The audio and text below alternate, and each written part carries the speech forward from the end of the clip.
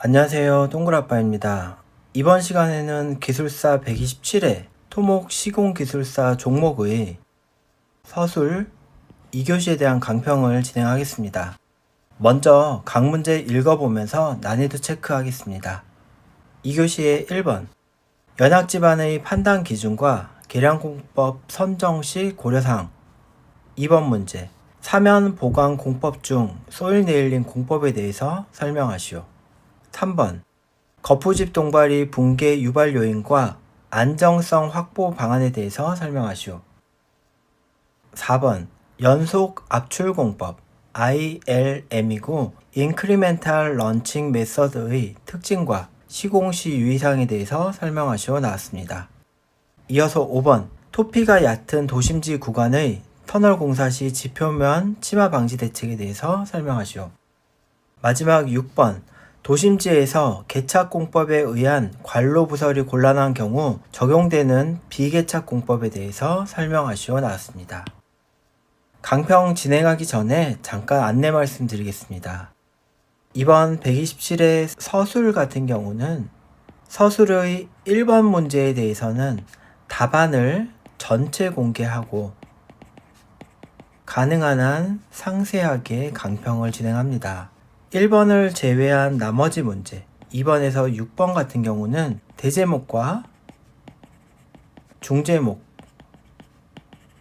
그리고 개요는 기본적으로 다 공개를 하고 필요한 경우는 키워드를 포함해서 설명을 하도록 하겠습니다. 필요하신 분들께서는 동글아빠의 모범 답안이 출간되면은 구매 후 활용해 주시면 감사하겠습니다. 이어서 1번부터 강평 진행하겠습니다.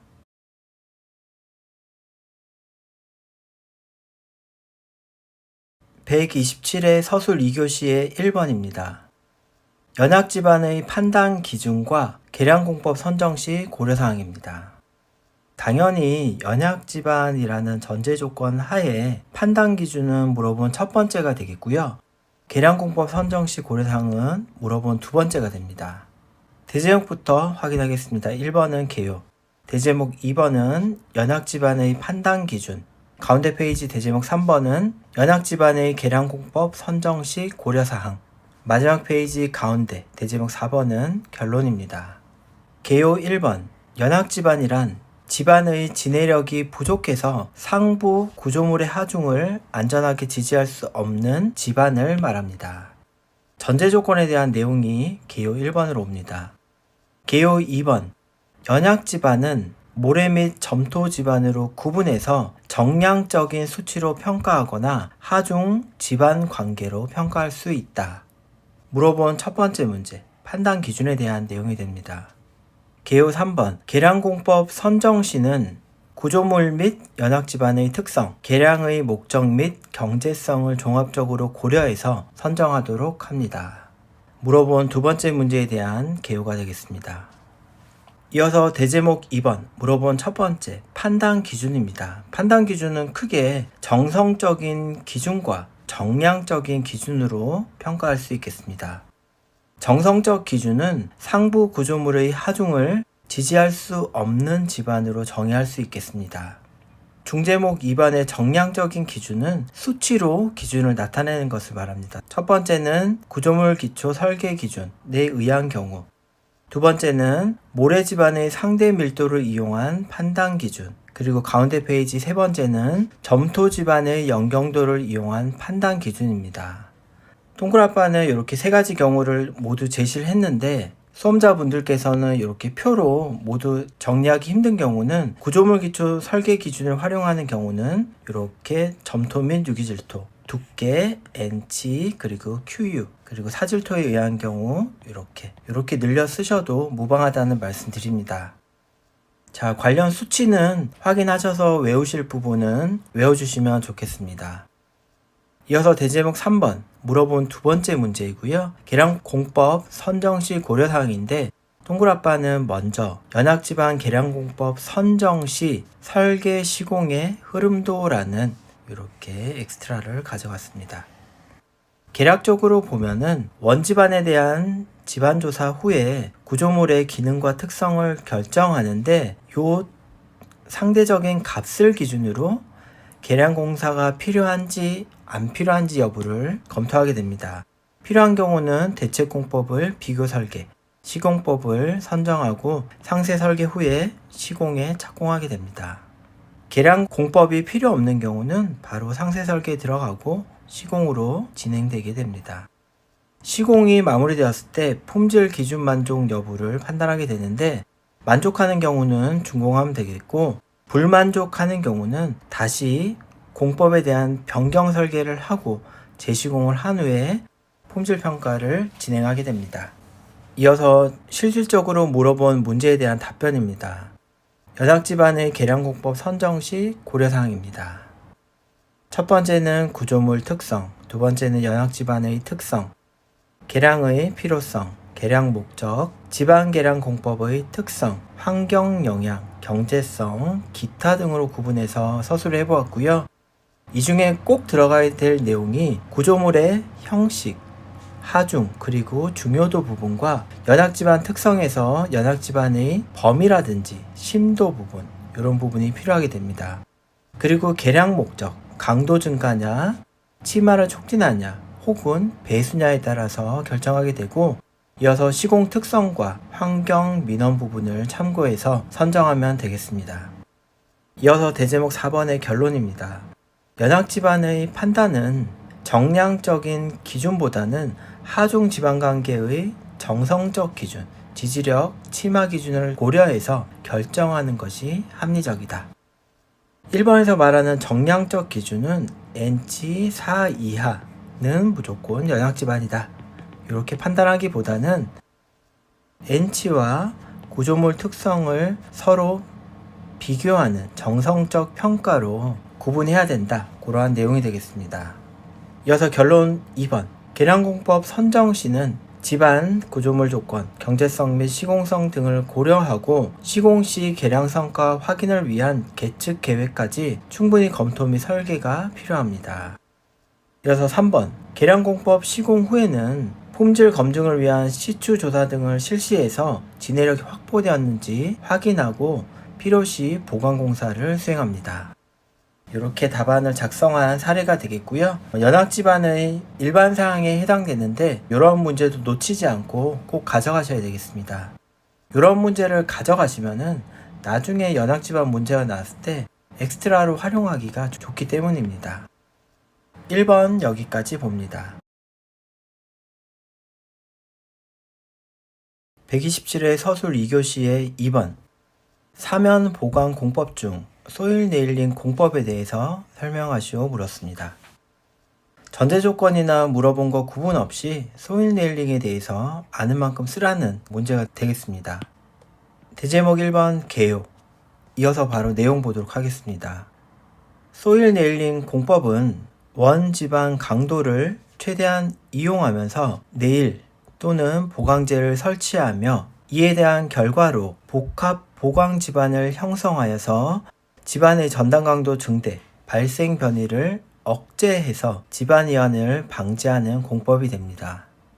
대제목 2번은 소일 네일링 공법의 특성입니다. 그 특성 중에 첫 번째는 보강 공법의 원리, 세 가지에 대해서 기술해 보았고요. 다음 페이지에 특성 중 두 번째, 소일 네일링의 구조도 및 역할, 구조도와 역할에 대해서 이렇게 기술해 보았고, 특성 세 번째, 소일 네일링과 단골 비교 대상인 어스앵커의 특성을 이렇게 표 형태로 비교한 답안 사례가 됩니다.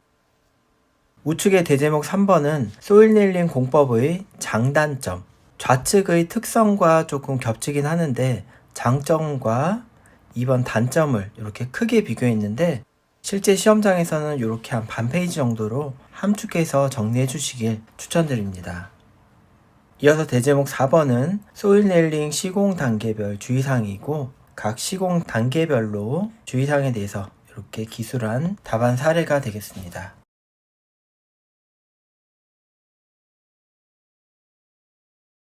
(127회) 서술 2교시의 3번 거푸집 동바리의 붕괴 유발 요인과 안정성 확보 방안입니다.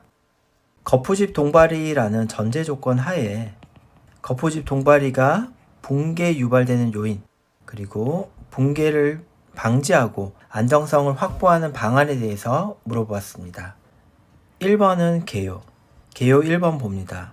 거푸집 동바리는 콘크리트 타설 시 목적물의 형상과 치수를 유지시켜주고 지지해주는 가설물입니다. 전제 조건에 대한 내용이 됩니다. 개요 2번. 거푸집 동바리의 붕괴 유발 요인은 크게 설계 시 그리고 시공 시 오류로 구분할 수 있으며, 개요 3번. 거푸집 동바리 안정성 확보를 위해서는 구조 검토, 설계도 작성, 조립 기준 및 시공 기준 준수 등이 필요하다 라고 개요도를 써줍니다. 물어본 첫 번째는 개요 2번, 물어본 두 번째는 개요 3번에 이렇게 배치를 합니다. 대제목 2번은 거푸집 동바리의 붕괴 유발 요인, 물어본 첫 번째 문제고, 중제목은 개요에서 설명했듯이 설계 시 오류와 그리고 시공 시 오류로 나누어서 서술합니다. 이런 부분은 동일한 내용을 작성을 하더라도 이렇게 구분을 하면 분명 채점위원이 보시기도 편하고 뭔가 학습이 더 된 것 같고 공학적일 것 같은 답안이 되기 때문에 이거는 답안지를 잘 쓰는 요령에 해당합니다. 자, 이어서 대제목 3번은 물어본 두 번째, 거푸집 동바리의 안정성 확보 방안입니다. 첫 번째는 거푸집 동바리의 구조 검토를 실시합니다. 관련 공식과 개요도를 적절히 섞어주시면 좋고요. 두 번째는 거푸집 및 동바리 조립도 작성 철저, 세 번째는 재료 검사 철저, 네 번째는 조립 기준 준수, 그리고 다섯 번째는 콘크리트 타설 작업 기준 준수, 여섯 번째는 기타 안전 조치가 되겠고, 물어본 내용에 대해서 아는 만큼 충분히 분량을 확보해서 서술해 줍니다. 이어서 마지막 4번 결론을 쓰고 답안을 완성한 사례가 되겠습니다.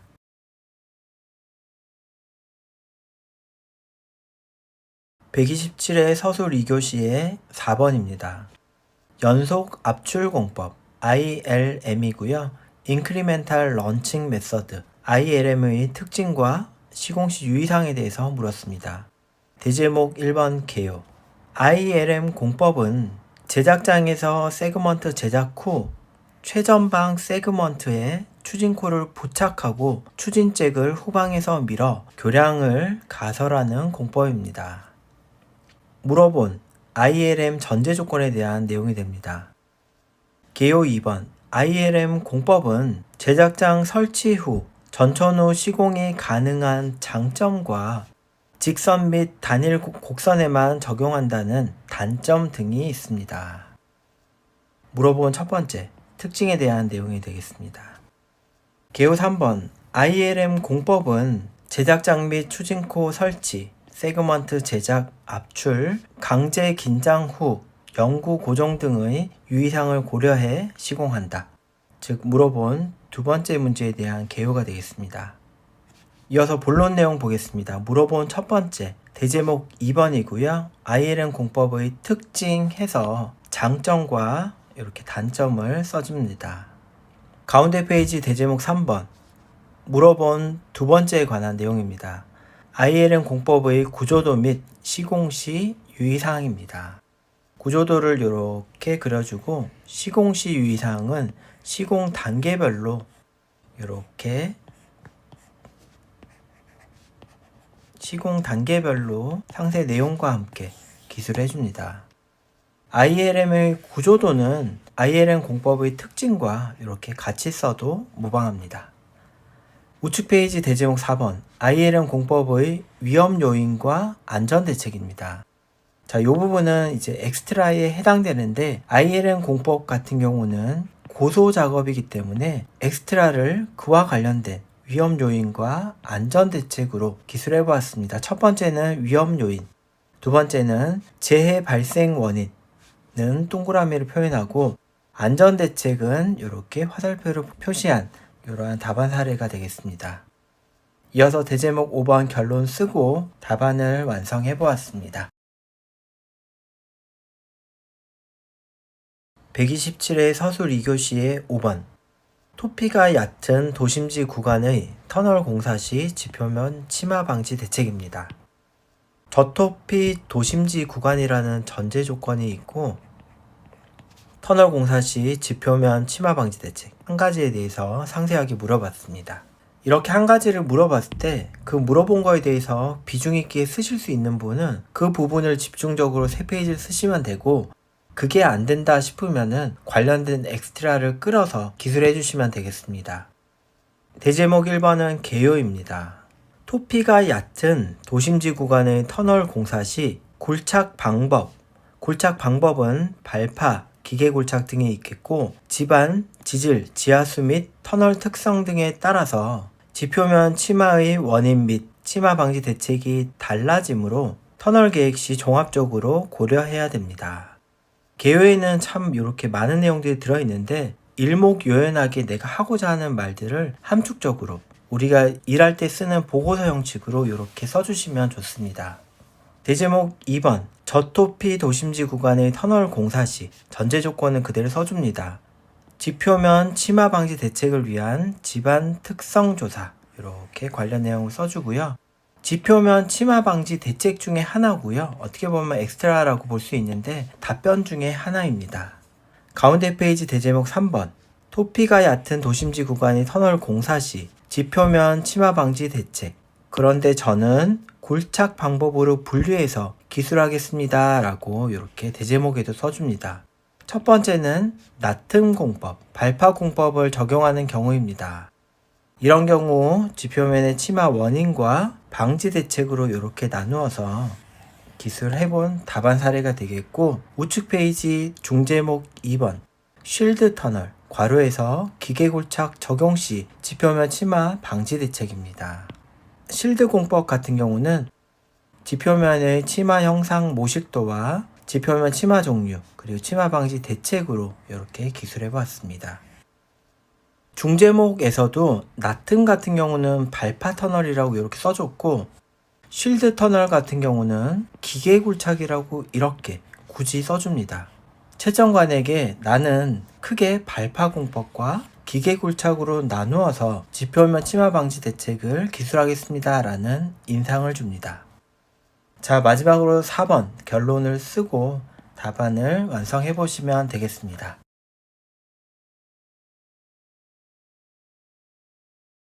(127회) 서술 2교시의 마지막 6번입니다. 도심지에서 개착 공법에 의한 관로 부설이 곤란한 경우 적용되는 비개착 공법입니다. 첫 번째 줄, 관로 부설이 곤란한 경우, 요게 전제 조건이 되겠고요. 관로 부설을 위한 비개착 공법, 요게 물어본 첫 번째 문제가 됩니다. 대제목 1번은 개요입니다. 도심지에서 적용 가능한 관로 부설을 위한 비개착 공법은 아빅 공법과 세미실드 공법이 주로 이용된다. 개요 2번, 반면 해저나 하저 등의 특수 구간에서는 관로 부설을 위해서 실드 공법이 적용되기도 합니다. 3번, 비개착 공법은 집안 상태와 지하수위, 추진 안정성 및 관로의 유지관리성 등을 종합적으로 고려해서 결정해야 됩니다. 자, 전제 조건에 대한 내용도 나왔고, 그리고 물어본 문제에 대한 답, 그리고 서술 순서에 대해서도 이렇게 기술해 주고요. 그리고 공법 선정 시 유의사항까지 이렇게 작성한 개요 방법이 되겠습니다. 대제목 2번은 관로 부설을 위한 비개착 공법 중에 아빅 공법입니다. 아빅 공법은 개요, 그리고 아빅 공법의 구분, 세 번째는 아빅 공법의 개요도와 시공 방법, 시공 단계별 주의사항을 이렇게 써줍니다. 이어서 대제목 3번은 관로 부설을 위한 비개착 공법 중에 세미실드 공법에 대해서 기술합니다. 세미실드 공법의 개요, 세미실드 공법의 구분, 세미실드 공법의 개요도와 시공 방법, 시공 단계별 유의사항을 또 이렇게 써줍니다.